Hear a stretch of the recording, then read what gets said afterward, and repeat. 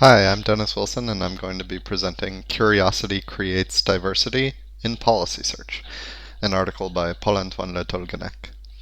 This article was originally published in ACM Tello on a special issue on evolutionary reinforcement learning. So, first, what's policy search? Imagine we have an agent in some environment making decisions sequentially. So this agent is going to receive information, a state, an observation, and then it's going to act on that information.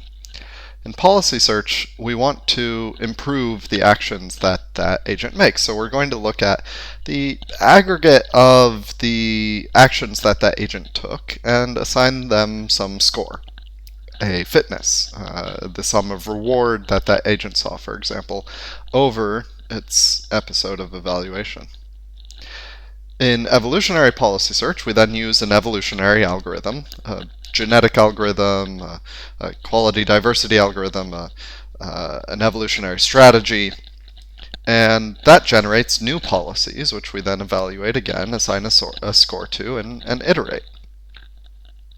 Often those agents are represented by a neural network, so we can call this evolutionary neural policy search, though it's often referred to as evolutionary reinforcement learning.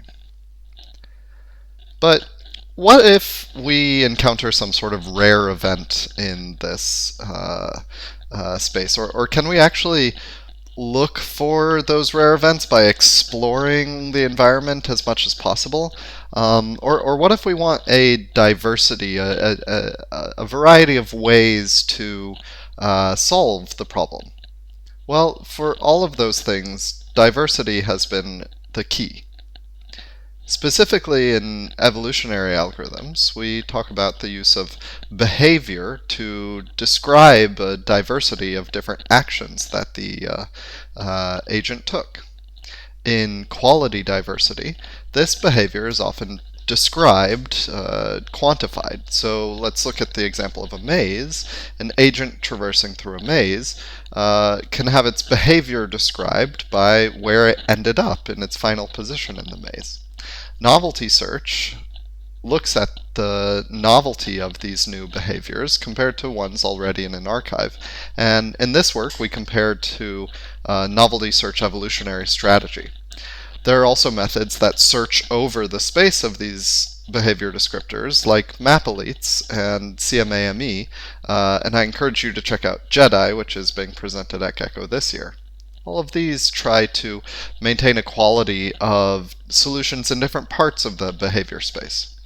The behavior space can be difficult to define, so some methods like Aurora use autoencoders to define what the behavior is over the course of the episode. But what we're proposing in this article is slightly different in that we don't use the behavior over the episode. Rather, we calculate a metric called curiosity, and that's what goes into our evolutionary optimization. So let's get into curiosity. Curiosity is an idea that comes from the reinforcement learning literature, and basically it's the error in predicting the next state. If we gather the states that were observed during our evaluation, we can try to predict what is the next state at each step. We can train a neural network model to be good at that prediction task, but that neural network model will still give errors sometimes. Those errors are what we'll call curiosity, and we'll see them more often in places where we haven't explored very often.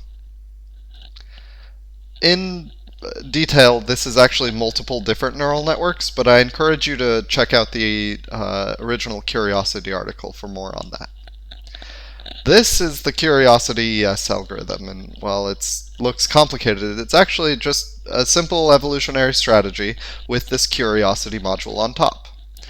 First, we evaluate individuals, and we calculate curiosity based on the transitions that they see, and then we store the transitions of that episode into some replay buffer. We then do the update step for the evolutionary strategy, which means we aggregate all of the fitnesses of the individuals to a new center of our policies, which we'll use next time to create more policies. The step that's new in CuriosityES is that we have to train these neural networks that are used to calculate the curiosity. So we do that once we've evaluated all of the individuals. That can be seen here. So the evaluation gives us samples that we give to the ICM. The ICM helps us calculate curiosity, and we combine curiosity and the fitness score to evaluate our individuals in the evolutionary strategy, which then gives us new policies, and we iterate this process. We tested this out on maze navigation, comparing to CMAME and novelty search evolutionary strategy, and saw that curiosity explores well. I want to highlight one thing about how it explores, though. If we look at these hallways inside of the snake maze, we can see that they're very self-similar. They are repetitive. They look the same. Novelty continues to explore in them because their behavior descriptor is novel.